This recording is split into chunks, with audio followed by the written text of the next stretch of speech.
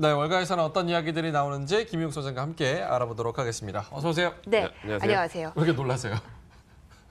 아니 어제 차를 타고 갑자기 평일 놀랐어요. 대낮에 오랜만에 압구정동을 지나가는데 약간 봄 기운이 느껴지더라고요. 그래서 오늘 꽃넥타이 선인장 셔츠 선인장을 이렇게. 기분 나쁘네요. 그래서 두 분이 제가 은근히 왜 좀 맞추세요. 패션 따라잡기를 해야 되는지 패션 이렇게 욕심 있으신 우리 비주얼도 소장님. 많이 다르고 뭐 우리 명민준 앵커는 잘 아시겠지만 비주얼로는 거의 뭐 여의도에서 원탑인데 그래요? 같이 사우나를 갔는데 그렇게 또 하얄 수가 없어요 온몸이. TMI. 너무 추가 정보가 많으십니다. 네. 자, 오늘 첫 번째 우리가 알고 싶은 거는 월가에 어떠한 내부 속사정이 있는지 예. 여기 말고. 자, 월가 저기요. 이야기. 네? 방금 아침마당에 어맹란신 줄 알았어요. 왜 어맹란 씨라고 그래요? 저 약간 슬퍼지려고 그래요. 아니, 너무 약간 그 말본새가. 예, 알겠습니다. 치할게요. 자, 첫 번째 인터뷰입니다. 자, 본격적으로 일하도록 하겠습니다. 예. 인터뷰 내용 첫 번째 거 볼게요. 킹스뷰 에셋 매니지먼트의 폴 놀트입니다. 오늘 지표 부진, 차익 실현 계기로 작용을 했다. 일부 날씨 탓, 무역 분쟁 탓 다 알고 있어. 4분기 GDP 1.4% 전망 역시 좀 지켜봐야 된다. 오늘 진짜 무슨 약속이나 한 듯이 지표가 부진하게 나왔는데 사실은 작년 이제 연말부터 계속 경기 둔화 우려가 얘기가 나오다가 고용 지표가 훌륭하게 나오니까 사람들이 이상하다.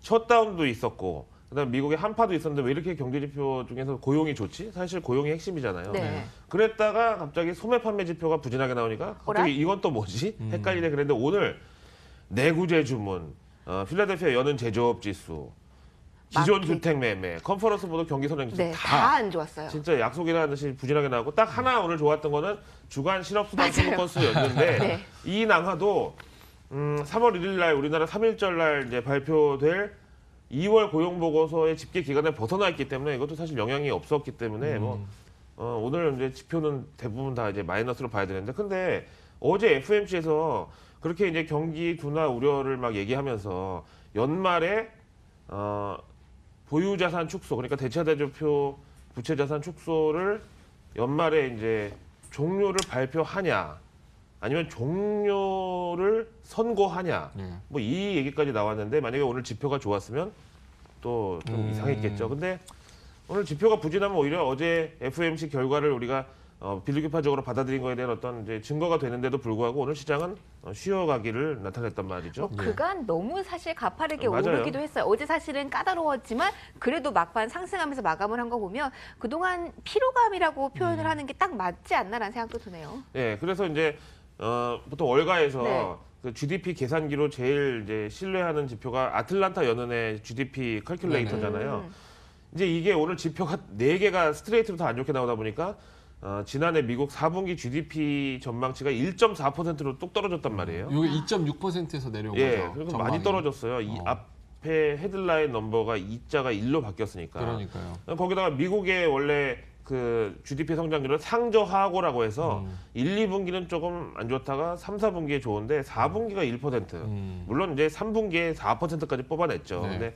근데 저러다 보니까 월가에서는 이거를 핑계로 뭐 오늘 차익 실현에 나섰다라고 보는 게 좋고 경기 둔화 우려 때문에 하락했다는 건 아니죠. 왜냐하면 경기 둔화 우려는 이미 연준에서 충분히 케어하고 있다. 이거는 핑계에 불과했다. 핑계에 불과하다는 거죠. 네, 좋은 표현. 근데 요거는 약간 기존의 그런 성향을 봤을 때 지표가 안 좋으면 이렇게 안 좋으니까 연준이 금리 인상 못할 것이다. 라는 걸로 또 그거를 핑계 삼아서 오르기도 했었잖아요. 저는 그렇죠, 항상 예. 시황 기사를 주로 보는데 시황에서 어떤 날은 경제 지표가 안 좋을 때 연준 얘기를 같이 묶어서 쓰는 경우가 있고 그렇죠. 그리고 그 얘기를 안 하는 경우가 있는데 오늘 같은 경우는 묶어서 쓰지 않고 그냥 지표들에 대한 이야기만 쭉 언급이 됐어요. 이건 어떻게 봐야 되는 사실은 거예요? 이게 예. 정상이죠. 맞아요. 왜냐하면 주식시장이 당연히 실물 경제를 6개월 정도 선행하는데 경제 지표가 안 좋으면 시장이 내리고 경제 지표가 좋으면 시장이 올라가는 게 맞는데 그러니까요. 지금까지는 거꾸로였잖아요. 맞아요. 네. 그러니까 그 중간에 이제 연준이라는 어떤 이제 변수, 이제는 뭐 변수가 아닌 상수라고까지 할 수도 있겠는데 연준 통화 정책이 중간에 끼어 있다 보니까 해석이 이제 뭐 뒤집어지는 경우가 많이 있었던 거죠. 연준 얘기 해볼까요? 두 네, 번째 연준 인터뷰로 얘기가 가보죠. 마침 다음 코멘트로 들어와 있어서 코멘트 보고 이야기 이어가 볼게요. 예. 캐피탈 이코노믹스의 폴 애쉬워드입니다. 미국 금리 인상 재개까지 거리감 크다. 자사 올해 내내 금리 동결 후에 2020년 3회 금리 인하를 예상하고 있다. 금리 인하 얘기가 이건 좀 나와요. 너무 이제. 심한 거 아니에요? 이거는 비둘기도 비둘기 끝 이런 완전, 느낌인데요. 네. 이게 가능은 할까요? 거의 목욕 한 3년 안 한 비둘기 정도. 정강역에 근데 있는 이 거. 정- 정강역에서 굴러다니는. 이 정도로 하면 미국의 경기가 정말 많이 안 좋아진다는 게 체감을 누구나 해야지 가능한 일이 아닐까요? 근데 FOMC 네. 의사록에서 사실은 여러 가지 논란이 있었지만 인플레이션이 이러다 갑자기 베이스라인을 넘어가면 그때는 다시 긴축을 고려해야 된다고 했지만 정말 세브럴 정말 소수의 의견이었고 뭐 이제 FOMC 의사록 어제 회의로 공개되고 나서 하루 더 뭐 써먹을 만한 게 오늘 마침 지표가 또 이렇게 형편없이 나오다 보니까 아무리 봐도 다시 금리 인상을 재개하기까지는 너무 실물 경제의 부진이 거리감이 크다 이 얘기고 그다음에 이제 요 캐피탈 이코노믹스가 뭐 그렇다고 이제 무시할 기관은 아니고 그러니까요. 예, 전 세계 리서치를 다 꽤나 좀 심도 있게 하는 회사이기도 하고 그다음에 폴 애쉬워스 저분 아시겠지만 언론에도 익스포저가 많은 분이에요 네. 사실. 이름이 더 익숙하긴 하네요. 근데. 예. 소장님은 저 부분은 동의하세요? 올해 내내 금리 인상 동결. 모든 분석이 그렇지만 네. 지금 현재 봤을 때 그렇다는 거고 남녀 사이에도 결혼하면 내가 아. 청소 빨래 다 해주고 아. 잘해줄게 지금 내 심정이 그렇다는 거고 네. 막상 그때 가면 또 맞아요.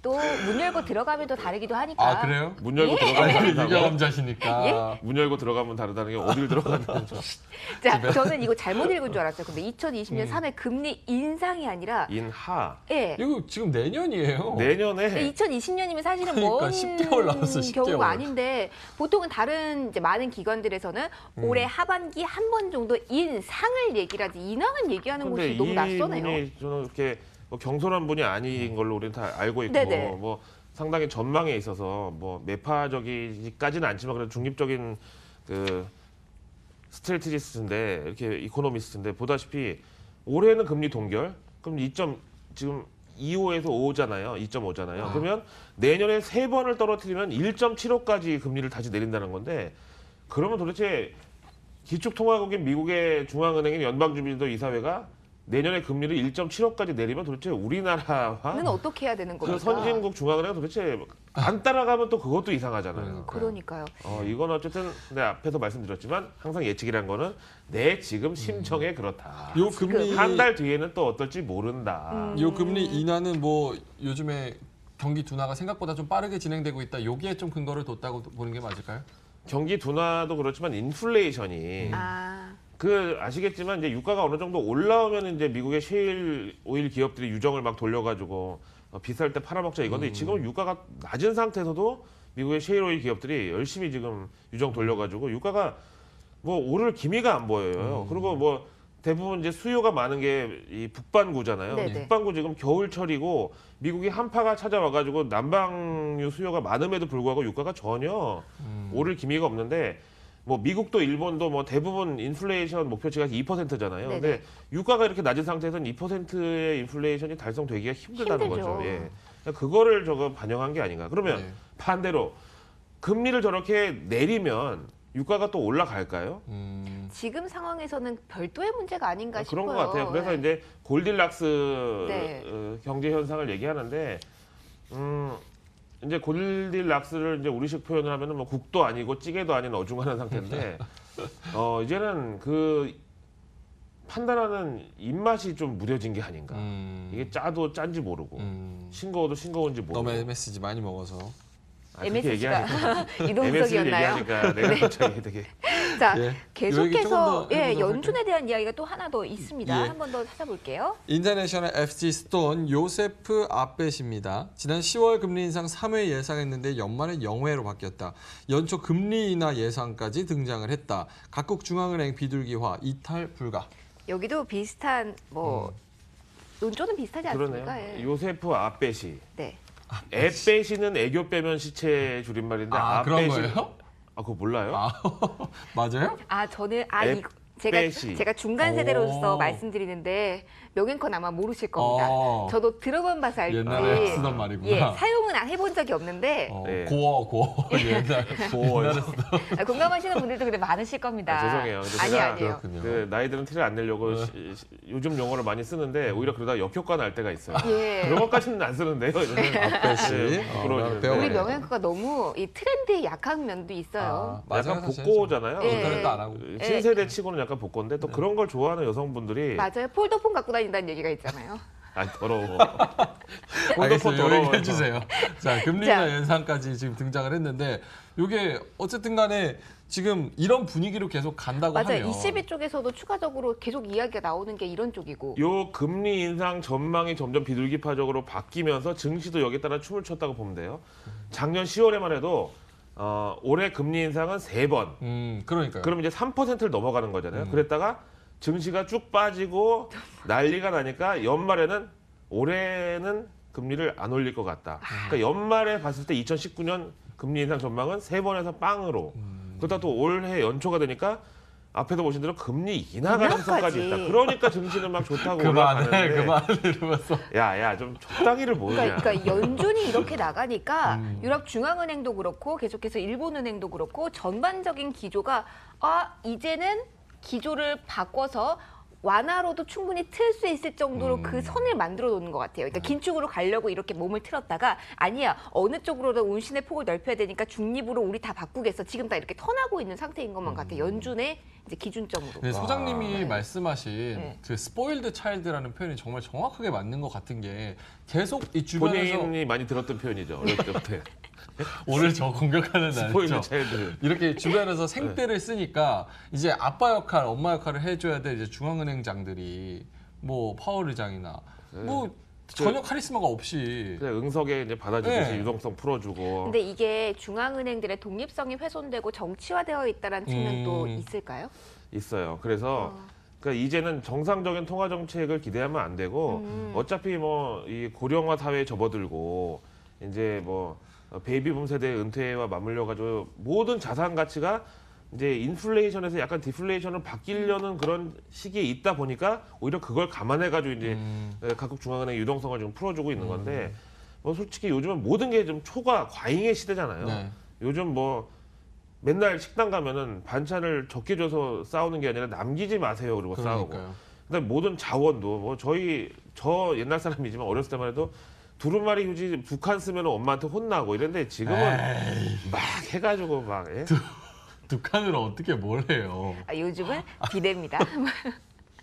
두루마리 휴지를 2칸 쓰면 혼나고 1칸만 써야 된다고. 그러니까 그런 들어갈 때 주나요, 두 칸을? 1칸 줘요. 2칸 쓰면 혼나고 1칸 주면 어머니가 볼일을 보고 알뜰하셨어요. 붙여놔요. 참. 그다음에 샤워할 때 너무 많은 정보예요. 아침부터 참 그렇네요. 빨리 다음 걸로 그런데 넘어가죠. 이제 뭐 이러한 추세가 어쩔 수는 없는 것 같습니다. 예. 너무 이러한 게 익숙해지고 더 바라게 되는 시장인 거는 여러분이 감안 좀 해보셔야겠어요. 자, 그리고 또 다른 이슈가 바로 미중 무역 협상과 관련된 이야기인데 빼놓을 수가 없죠. 자, 이야기 한번 찾아보도록 하겠습니다. 예. 블룸버그 통신의 마이클 슈만입니다. 중국 300억 달러, 미국 농산물 수입 제한 등 양국 무역 협상 진전 불구 먼 길. 미국, 중국 서로 테스트 결과는 부정적일 것?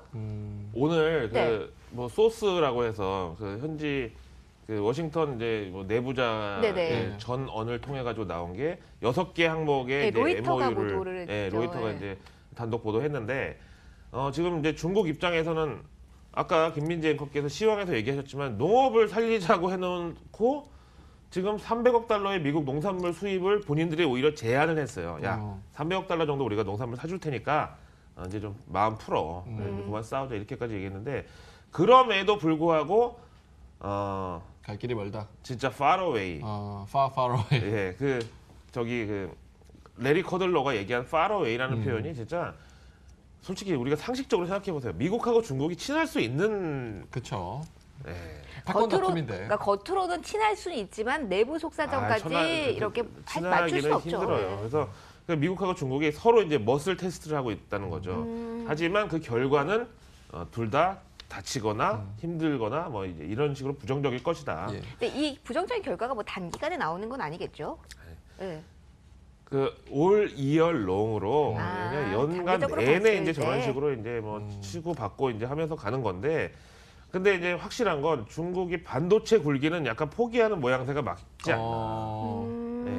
근데 또 2025년 반도체 굴기에 우리한테는 대해서는 좋아요. 근데 또 당연히 예. 네. 중국판 실리콘밸리 설립을 위해서 이제 홍콩 마크 이쪽을 다 묶어가지고 한다고는 했으니까 여기를 더 육성하려는 노력이 그런 반도체 굴기와도 연결이 되진 않을까요? 근데 이제 반도체 뭐 굴기든 발기든 간에 해. 너무 과한 거는 사실 안 되는 게, 중국이 지금까지 LED, 그다음에 낸드, 뭐 램 다 보면요. 어디 뭐 이제 잘 되는 거 새로운 기술이 있으면 자기네들이 그 기술을 카피해가지고 왕창 공급 과잉으로 찍어내요. 좀 그러면 심해요. 경쟁 업체가 못 버티고 자빠지면 그걸 인수해가지고 자기네가 그 업황을 이제 차지하고. 그냥 뭐 굴기 정도는 뭐 예, 그럴 수 있다고. 예. 네, 우리 북미 마지막 회담- 거 좀 볼게요. 예, 좀 네. 짧게 볼게요. 자, VOX 복스 국제안보국방 기자 알렉스 워드입니다. 북미 회담 5일 남았는데 트럼프 기대치 낮추기에 한창이다. 사전 협상에서 북한 풀리스트 안 넘겨줬다. 미국 북한 추가 핵실험 자제, 이 정도 성과를 포장할 것이다. 전 여기 100% 동의합니다. 예. 우리 또 칭화대 MBA가 국제 정세를 또 읽고 있는데. 저 북한 애들이랑 축구도 했었어요. 진짜요? 네, 우리 치마대 북한 애들 엄청 많잖아요.